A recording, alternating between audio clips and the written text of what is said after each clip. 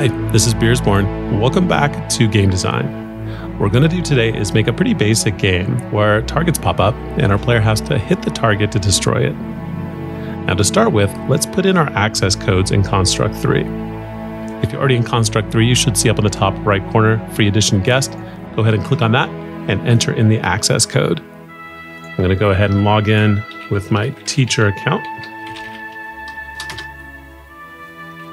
And once you're logged in, what we're going to do is we're going to make a new project. So let's click on the New button. It's going to ask you the name of the project. Let's call it Target Game. And it's going to ask you for some presets, like do we want to use 1080p landscape or 720 or whatever. I recommend 1080p landscape. I think that makes the most sense for what we're doing. So that way the size will be the right size, it'll have a good resolution, and the rest of the stuff is all set. So we can just click Create. Now here's our project. We have our layout, we have our event sheet. Let's start in the layout. And what we're going to do is we're going to put in an object, and this object is going to be a sprite that looks like a target. So let's right click anywhere in the white space, click Insert New Object, and I want to go down to Sprite. Just click on it once. Don't double click it, but click on it once. And the reason why you want to click on it once is so you can name it before you create it. I'm going to call it Target. Now our mouse turns into a crosshairs and we can click anywhere in the white space and it brings you to the animations editor. So let's draw just a simple target. I think the easiest way to do it is just to use the brush tool. It doesn't have to look good. We're going to replace this eventually anyway with a better sprite. So this is kind of just a temporary placeholder. What I like to do is use the brush. You can turn the size up, choose a color, and just kind of click to make a circle. Maybe I'll turn the size down a little bit and choose a different color. And you can kind of make a target this way pretty easily.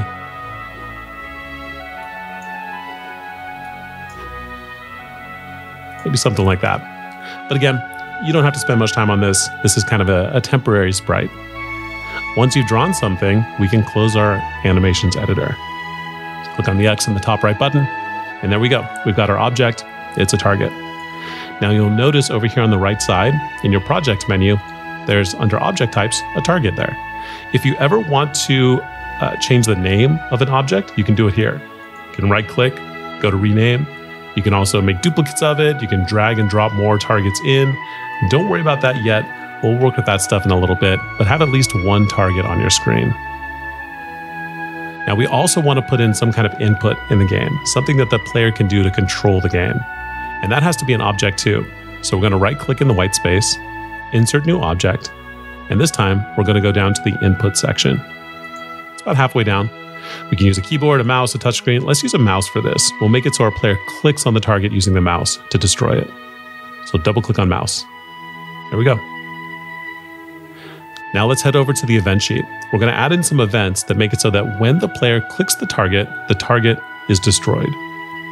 So let's add our first event. Now, with events, remember that there's two sides to it. There's a condition, which is the thing that triggers the event, and then there's the action, which is the thing that happens. It starts by asking you for the condition. So you want to think about, okay, what's going to trigger this event? What does the player have to do to destroy the target? What they have to do is they have to use the mouse to click on it. So I'm going to double click on mouse. There's a bunch of different things that can happen here. You know, if you mouse over it or if you use the mouse wheel or whatever, but there is an option for on object clicked. And what that means is if you click on any one specific object, then that's the trigger. So if I double click on object clicked, it's going to ask you, okay, which mouse button do you want to use? The left, the middle, the right? I think the left is probably the easiest in this case. It's going to ask if you want to click or double click. We can just do a regular click. And it's going to ask you which object are we clicking on? We want to click on the target. So there's our condition. When the mouse left button is clicked on the target, then we can add an action to the right side. And it's going to ask you what object do we want the action to happen to? We want the action to happen to the target. We've clicked on the target, so now let's go to the target and decide what happens to it when we've clicked on it. You can do a bunch of stuff. You can change its color, you can change its size, you can move it, or we can destroy it. About halfway down, maybe a little bit more than half, under the miscellaneous section, you'll find destroy. And if I click on that, now this event says that when our mouse clicks on the target object, the target is destroyed. Let's try it out. Hit the play button to preview your game. There's the target. Click on it. It's destroyed. Perfect. Now, if you want to try adding a couple more targets in, you can click and drag. You want to keep them in that dotted line rectangle up in the top left, because that's the part of the level that we can see in our monitor. So maybe throw some targets in there, hit play, try it out. Great. Now we're going to add a little bit more to this game. We're going to make the targets appear and disappear. We can even make the targets move, but let's leave it there for now. Let's save our project. Click on the save button.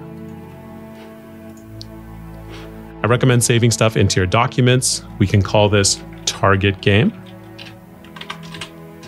Click save, and we'll leave it there today. Thanks for joining me, and I'll see you next time.